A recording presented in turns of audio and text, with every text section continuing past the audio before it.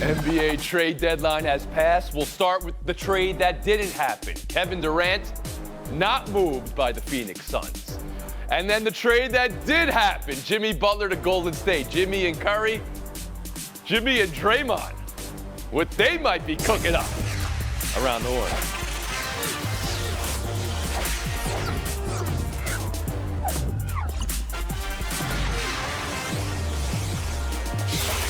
Trade deadline was crazy, but how much crazier could it have gotten? Brian Windhorst on Get Up this morning reporting there was a deal in place for Kevin Durant to Golden State, Jimmy Butler to Phoenix, and Andrew Wiggins to Miami, but Durant stepped in to shut it down. So Durant didn't want Golden State.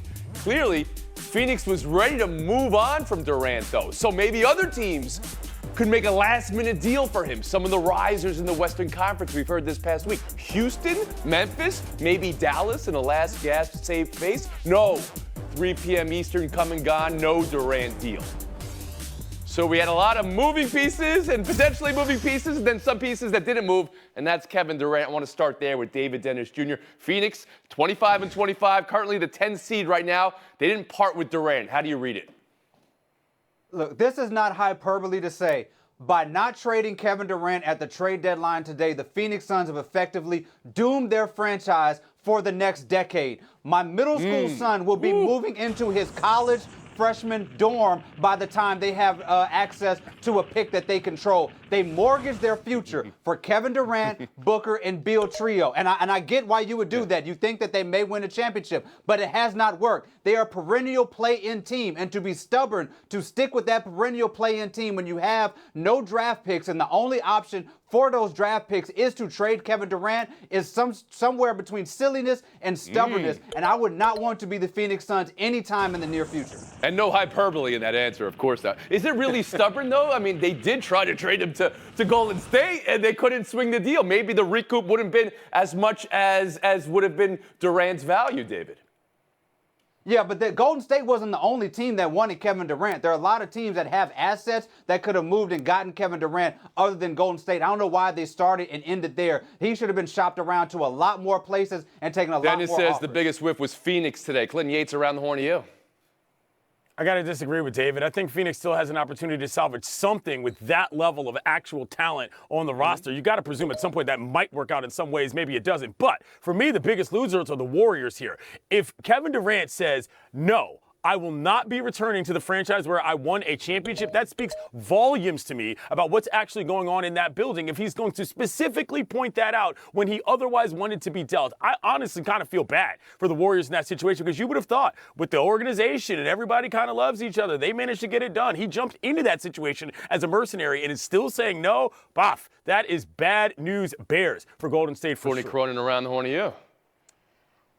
I agree that the Warriors way overplayed their hand here, thinking that the comfort factor, the place where Kevin Durant won 2 championships, would be enough to lure him back through this trade. But I think this speaks more to Kevin Durant looking at the last 6 years of his career, looking at the championship window that he's trying to go add another ring to, closing really quickly, and realizing that the situation he's in right now is really not that much better or worse than going to Golden State. So to take a look at what that team was in 2017, realizing, in fact, you can never really go home. No Klay Thompson there. Draymond Green is not near the player he was when they won those championships together. Steph is at the end of his career. The Warriors shot big. I don't fault them for that, but I do not think that they really knew Kevin Durant all along if they expected him willingly, given the way that things ended there at the end, to be like, yeah, let's come on back. And Kevin Blackistone around the horn to you. Well, it reminds me of having a bad time with a girlfriend, can't get her on the phone, won't talk to you anymore. So what do? You call up one of her best friends, Steph Curry, say, hey, can you intervene in this and just tell her, what went wrong and maybe we can smooth this thing out. And then he gets back to you and says, you know what? She says it's over. So the Warriors, no question to me, swung and missed big time on this whole deal. Not being able to get back a guy of that talent who played there and was successful, and he would rather stay with a 500 team going absolutely nowhere. David, you want to get back in, please? Yeah, like, come on now. We're talking about Kevin Durant here, who's kind of like a moody type of dude. He left the Warriors while they were in the midst of a dynasty. They could have won 4 or 5 championships. So there's a lot more at play than just Warriors front office and work. Because he left a great situation that he's not been able to recover from when he left the Warriors. I'm surprised, though. So You're all viewing this. I know, David, you started with the Phoenix side of this, but you're all viewing this from Golden State's perspective. And then they were able to move on from that dismissal from Durant and land Jimmy Butler. Let's talk about the trade that did happen last night. How Butler fits with Curry. How Butler fits with Draymond Green. What type of monster might they be in a playoff series? And then also, since this has been a month-long saga, did the Heat get everything they could in return for the trade? Around the horn, once again, David Dennis Jr. The Jimmy Butler addition to the Warriors is something that they had to do. They had to do something. This team was going nowhere without him. B, this raises their ceiling. Now, it adds volatility. There's a chance that him and Draymond could be fighting like next week and things could go south for that team very fast. But when you add a guy who can get to the free throw line, who adds a wing defense, who can score while Steph Curry is on the bench, because that is one of the big problems they have this season, that raises their ceiling. Add into the fact you have the potential for playoff Jimmy, what Steph Curry could do in the playoffs. I think this is a no-brainer for the Warriors, especially you don't have to lose Kuminga, and you kind of did not give what you thought you were going to have to give up a month or so ago when this first started. Kevin Blackstone? Well, Jimmy Butler's not Durant. And you got to remember both of these guys, even though they're 30, 35, 36 years old, they're a little bit different. You know, they're not getting playoff Jimmy. They're going to get a solid player, a role player in the starting lineup, a guy who can hit the three, a guy who can be a secondary scorer, a guy who can be a defender. And then they're just going to have to hope after that. I think Kevin Durant clearly would have brought them much more of what they needed than Jimmy Butler is going to be able to. Glenn Yates?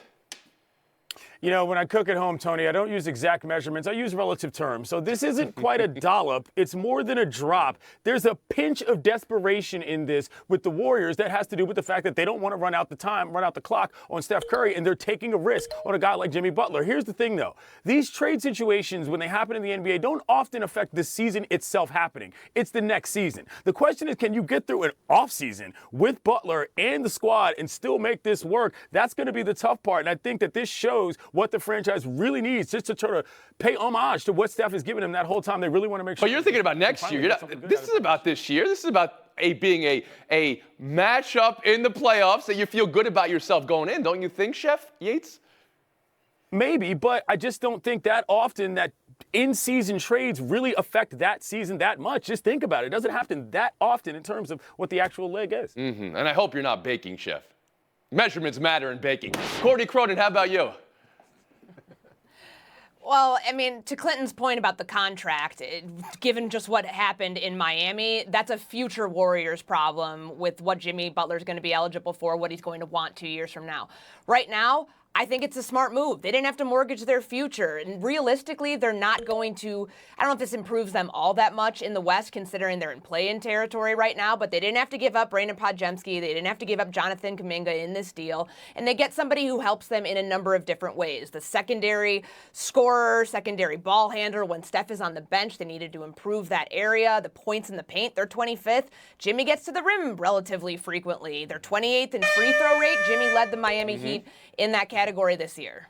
Have we agreement with Blackstone that playoff Jimmy's no longer a thing, that we've aged out of that before? I don't know if we're exactly in agreement with Blackstone. Okay. Get back to me. Another trade to talk. A big for LA. Lakers dealing for Mark Williams, sending Dalton Connect, Cam Reddish, and that vaunted 2031 first rounder to the Hornets. Williams is 23. His 85-game career, those are the stats right there. They part with a yet-to-scratch full potential Connect, Clinton Yates. So the Lakers just solved their big problem? And if so, does that make them a big problem coming out of this deadline in the playoffs this year? You know, I like this. I don't love it. I don't know that I need any more of it. They needed a big man to go with AD when they had him on the team, and now he's not there either. But I do think it is a touch quizzical to be giving up on Dalton Connect this early. He's a spot guy. You need shooters at all times. He was really reasonably well liked, and he had a certain level of maturity for a young player that I think was really good. Yes, they need somebody who can actually be a force in the paint, but it's not like Williams is some monster defender, especially comparative to AD. It's a bigger risk than I thought that they would take, considering everything that they did earlier this week. So you're hitting pause on some up. of the celebration in LA right now that they got a big Kevin Blackstone. How about you? Well, it's not like Lou Alcindor or Kareem Abdul-Jabbar coming from Milwaukee to the Lakers, which changed everything. But Mark Williams is solid. I like it. I like the move all the way. He's young. He's 7 feet tall. He puts up solid numbers when he's on the floor. He's going to be playing with a veteran team. He's not going to have much asked of him. Where he was playing was not very good, so you didn't see the full bloom of Mark Williams. I think this is a great move for them, and we all knew that this was the one thing they had to do, somebody to solidify that back David line, Dennis Jr.? and I think they got him. I want to start by saying that this trade should not be happening because the assets that the Lakers used to get him should have gone to Dallas for Luka Doncic in the first place. I don't know how they didn't get the pick or connect to begin with. But if you're talking about this move right now, the 85 games is important, but what's just as important is 85 games is only about 40% of the games that he's available to play. The guy has been pretty injured, and his defense is a little bit lacking. I think that's a problem that the Lakers are going to have to address, even though he's been kind of on a scoring tear in the last couple of weeks. Courtney Cronin. I think you can focus on the drawbacks. The durability is a concern. The fact that he's not a great rim protector is a concern. But is this not the type of center that Luka told Rob Pelinka he wanted? Somebody who's going to be very lob heavy. He's top 10 in lobs that have been converted into baskets per possession. That is going to be probably going up. He's going to get a lot of opportunities at the basket with two of the best on-floor creators maybe ever in LeBron and Luka Doncic. I think it's going to be good for them. Had a pretty decent game against Jokic last time out. Not a pretty decent game against Davis last time out, though. Can I get one more in here? The Roy G. Biv of Dennis Schroeder. We had Schroeder changing teams. You know, the Utah Jazz, this whole trade deadline, were like your friend who moves other people when they're moving, you know, helps them move. But Schroeder added Utah and Detroit. Those are dark blues. That's what he needed for the Rainbow Coalition. We'll take a break. Buy or sell next. College football news of the day. Ryan Day, payday, an extension. $12.5 million per year is the new salary. I'm still giving out mutes to panels that kind of look like this one. For the argument I heard for weeks, he can win the championship and still lose his job because he lost to Michigan. I'm giving out mutes for just the mention of Michigan with the frequency it gets in these conversations. Kevin, what to buy, what to sell from Long Day?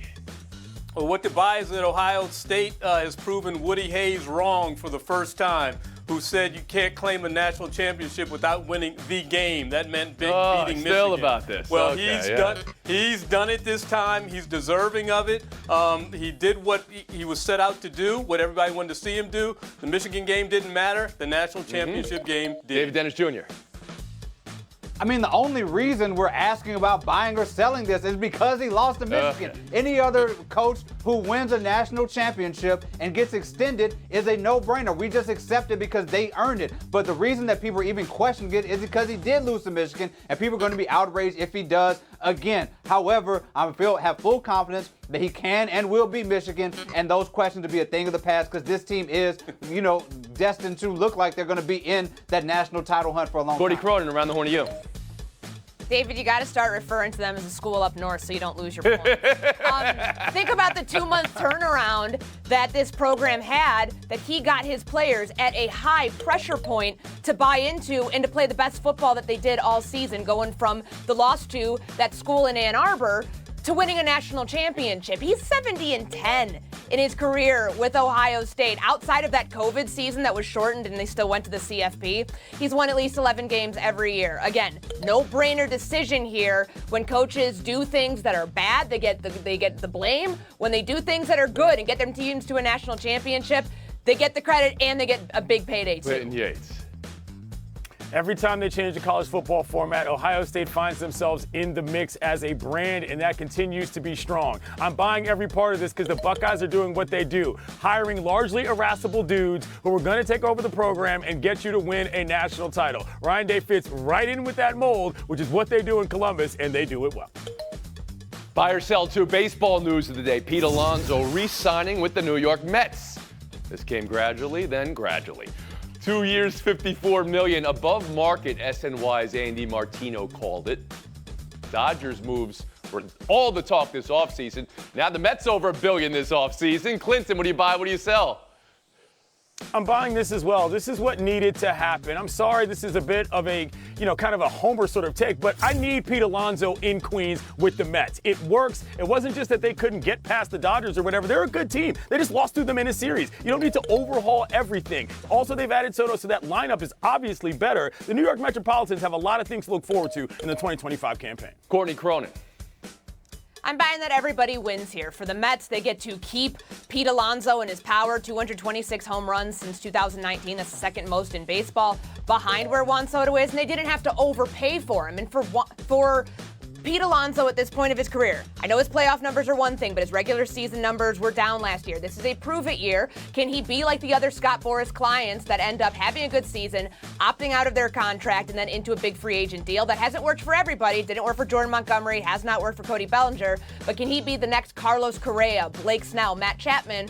It all hinges on what happens in 2025. Your 226 home runs is second to Aaron Judge. I think you said behind Soto. He may bat behind Soto. Maybe you'll be able to wiggle out of that one. David Dennis Jr., how about you? Yeah, this makes a ton of sense. I know there's been concern about Alonso's OPS dropping over the last few years, but when you add Soto to that lineup, that is going to be the type of boost that can make up for that. These two guys are going to, are a big picture of why, a big part of why that Mets team should be right there neck and neck with the Dodgers going into the season. Blackstone.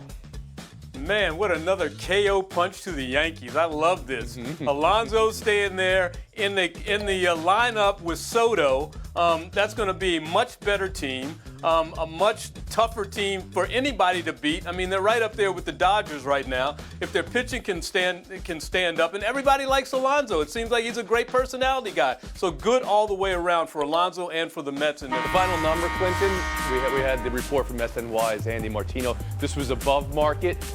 The market kind of dried up on Alonso to some extent in the last, but this is a move that, the money-wise, makes sense for the Mets as well?